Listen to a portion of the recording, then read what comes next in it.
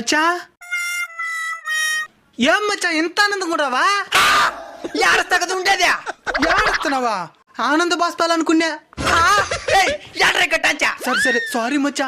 ఏమైంది? నా లవర్ నన్ను వదిలేసింది. దేనికే? మీసాలు గడ్డాలు లేవని. స్టార్టింగ్ లో కళ్ళు ఎక్కడ పెట్టుకునిందంట, అప్పుడు తెలియ మీసాలు గడ్డలు లేవని. అప్పుడు లవ్ చేసే స్టార్టింగ్ లోనే అడిగింది మీసాలు గడ్డలు లేవా అని. ఏం చెప్పినావా? సేవింగ్ చేస్తున్నానన్నే.